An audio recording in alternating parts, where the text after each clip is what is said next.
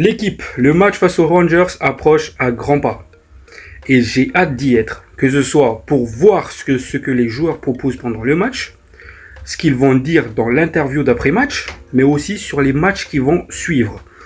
Donc, pour ceux qui n'étaient pas au courant, Amorim a poussé un coup de gueule, que ce soit en conférence d'après-match ou dans le vestiaire après la défaite face à Brighton, où il a dit clairement, soit vous vous mettez en forme, soit vous partez. Donc, est-ce que le message a été clair? Est-ce que le message a été compris par les joueurs? Donc, j'ai hâte de voir ce qu'ils vont proposer sur le terrain. L'équipe, bienvenue sur Legacy United. Dans cette vidéo, nous allons faire le preview du match d'Europa League face aux Rangers. Nous allons parler des différents interviews et nous allons détailler tout cela. Sur ce, abonnez-vous, un petit like, un petit commentaire, ça fait toujours plaisir. Sur ce, l'équipe, bon visionnage à vous.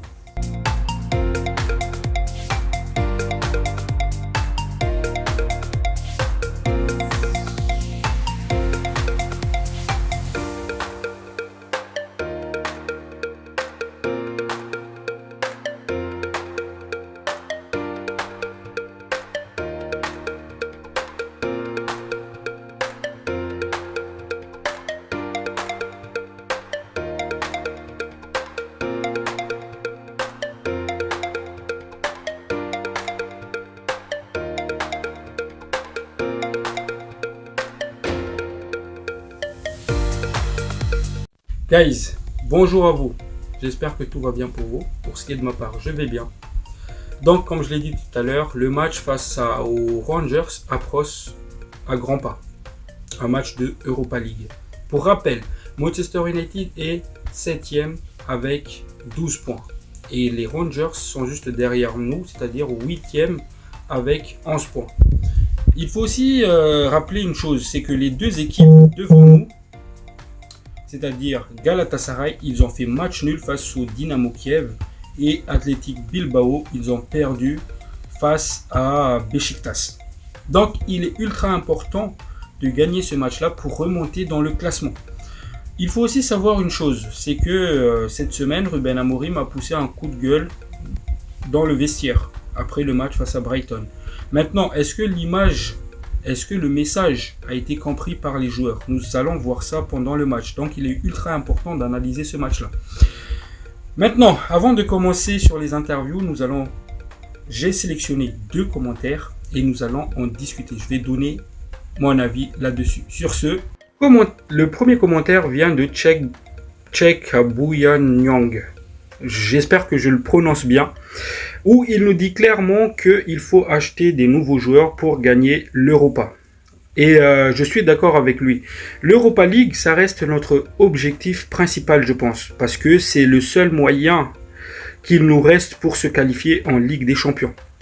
Et aussi pour gagner des trophées. Donc, je suis d'accord. Il faut renforcer cette équipe-là pour le gagner, cet championnat-là, parce qu'il y a des équipes comme la Lazio qui est très très chaud et justement il faut renforcer cet effectif. Maintenant, on verra bien ce que va faire Ineos pour soutenir Amorim. Donc voilà.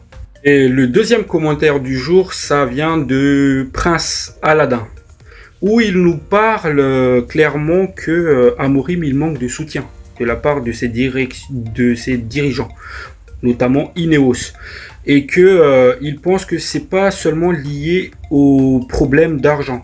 Et je suis d'accord avec toi, Prince Aladin, c'est pas seulement lié au problème d'argent. En fait, c'est lié surtout au PSR. Autrement dit, imagine juste, si on arrive à vendre Garnacho, on pourrait investir 180 millions dans le transfert. Donc je pense que c'est ce qu'ils attendent en fait, Ineos. C'est cette règle de PSR. Donc voilà. Et notamment aussi, je suis d'accord avec toi sur le fait qu'il nous faut des joueurs dynamiques et qui pourront s'adapter vite au système de jeu d'Amorim. Je vais te donner un exemple. Je ne sais pas si tu te rappelles Arsenal. Arsenal, à l'arrivée de Arteta, ils avaient des joueurs individualistes, c'est-à-dire qui jouaient pour les stats. Et c'est-à-dire ils faisaient beaucoup de différences individuellement, mais collectivement, ça ne marchait pas. Donc, Arteta, certes, première saison, il a gagné la FA Cup, mais il ne voulait pas de ces joueurs-là. Donc, il a dit Aubameyang, Sanchez et certains cadres, du coup, j'en veux pas. Donc, il a viré ces joueurs-là et il a lancé des jeunes de l'académie, comme des Bukayo Saka qui est sorti, ou bien comme Smith Rowe, il me semble. Donc, un vent nouveau était arrivé sur Arsenal. Et après, il a reconstruit son équipe autour de ces joueurs-là. Ce que je veux dire par là, c'est que Arteta, il est parti d'une équipe individualiste pour créer un groupe collectif. Et je pense que nous devons nous prendre ça comme exemple.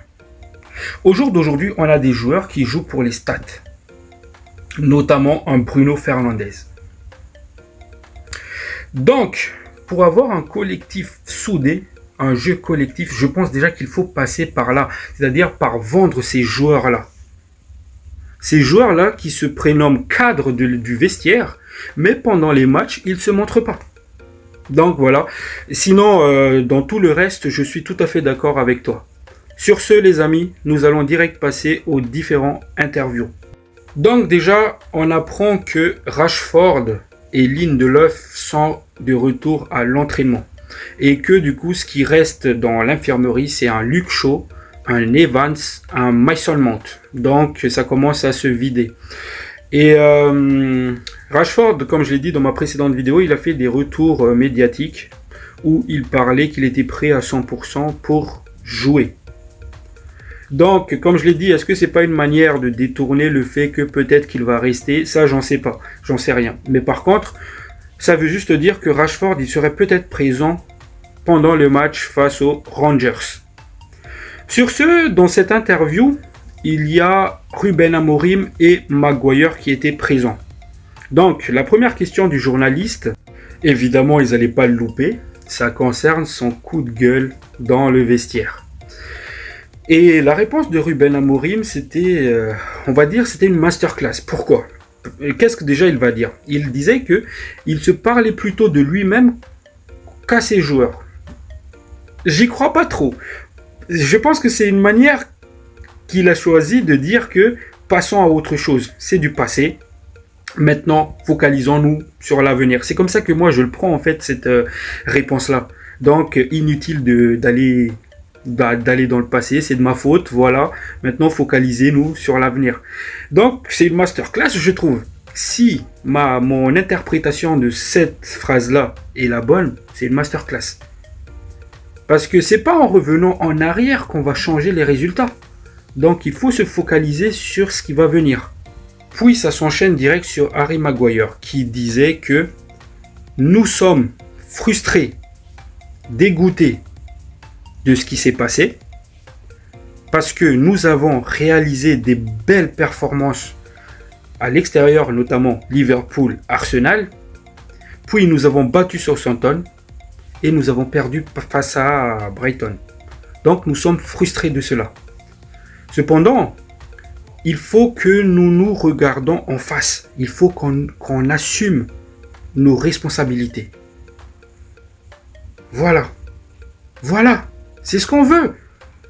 Les cadres de l'équipe, de l'effectif, doivent se montrer. Doit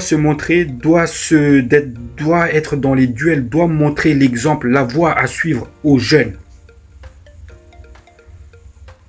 Si même les cadres, ils font rien, où est-ce que nous allons? Donc, j'espère vraiment que ils vont se montrer. Et pas que sur un seul match, sur tous les matchs. Voilà ce que moi j'attends. Donc oui, Harry, tu l'as souligné, maintenant il faut l'appliquer sur le terrain. Et Ruben Amorim, il ajoute que vous pensez que je remets la responsabilité sur les joueurs. C'est pas que la faute des joueurs, c'est la faute des joueurs, certes, mais la faute du staff. Et je suis la plus grosse responsable, le plus gros responsable. Donc encore une fois, Ça, on le savait déjà. On savait déjà que Ruben Amorim, c'est un coach qui ne va pas rejeter la faute sur quelqu'un, comme il avait l'habitude de faire Mourinho. C'est un coach qui est responsable. Et il ajoute d'ailleurs que nous devons progresser. Nous sommes plus nerveux de jouer à domicile qu'à l'extérieur. C'est pour cela que nous devons marquer le premier but. Et c'est une masterclass. C'est une masterclass.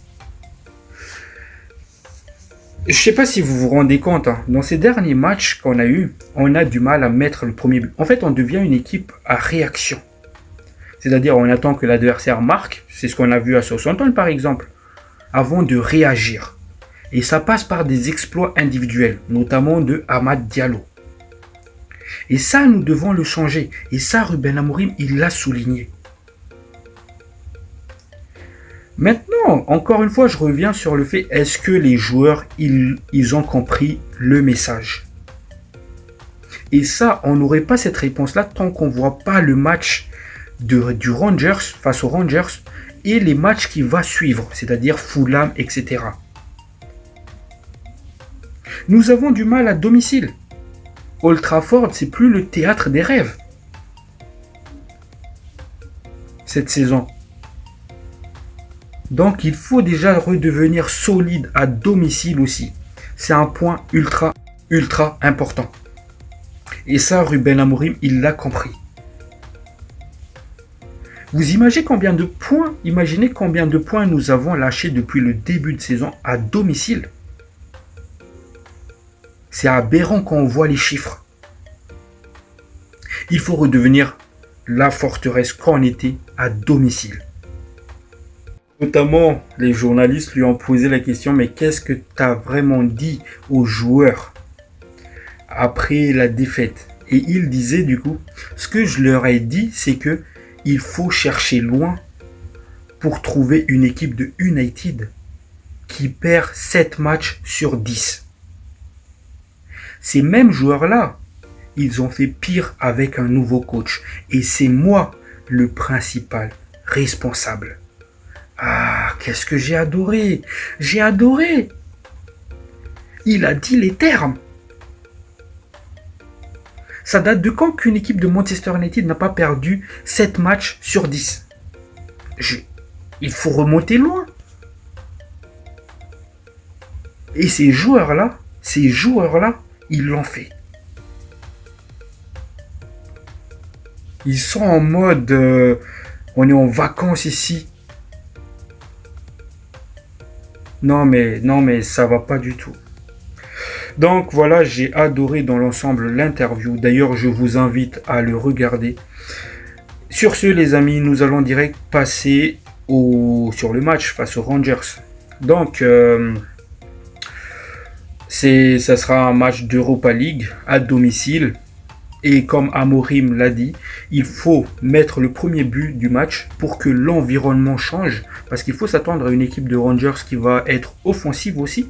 Les latéraux des Rangers, ils ont l'habitude de monter ultra haut, créer des occasions, des opportunités, des passes décisives. Ils sont même capables de marquer des buts. Donc c'est clairement une équipe qui va chercher à éviter les barrages, comme nous, Manchester United. Donc ça va être un match assez compliqué, assez serré. Mais ils vont faire aussi du bruit, hein, les supporters d'ailleurs. Ruben Amorim, dans son interview, il a souligné ces faits-là. Et donc, nous, il faut qu'on soit solide, que ce soit mentalement, il faut qu'on soit juste techniquement sur le terrain. Il faut que nous gardons la balle, il faut qu'on sache utiliser ces possessions de balle-là de manière intelligente. Il faut que nous jouons vraiment écartant le maximum le jeu pour faire des centres derrière. Et juste techniquement faire des appels de balles. Être bon sur les coups de pied arrêtés, ça j'en parle toujours. Que ce soit défensivement, on encaisse beaucoup trop de buts. Beaucoup trop. Il faut qu'il corrige ça. Et que ce soit offensivement, on les tire mal. Donc c'est des ajustements encore une fois. Il faut ajuster tout ça et ça va marcher. Encore une fois, comme l'a dit Amorim, il faut marquer le premier but. C'est ultra important pour que le match en soi, il va changer. Et il faut gagner ce match-là parce que on veut pas être barragiste, on veut être qualifié directement. Donc voilà, c'est ce que j'attends grosso modo dans ce match-là. Maintenant, pour l'équipe qu'il va probablement aligner, je pense qu'il va partir sur un Zirkzee en 9, Amad Diallo, Bruno Fernandes en 10. Après, piston gauche, Diogo Dalot. Hein.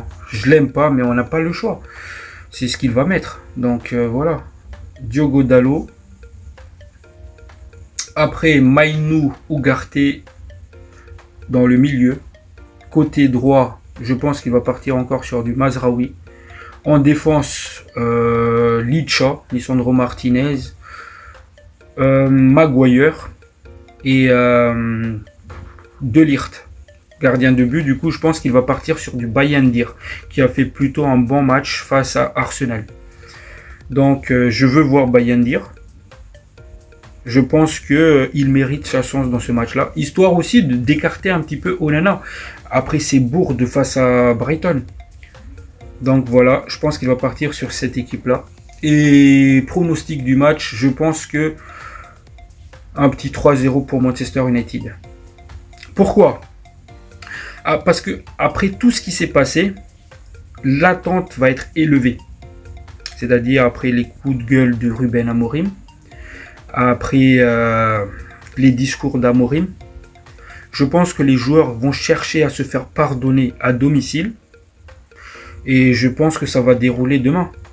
Je pense qu'on va gagner 3-0. Maintenant, avec quelle manière on va les gagner ? On va les battre ? Ça sera là ma question. Est-ce qu'ils vont mettre la manière pour ?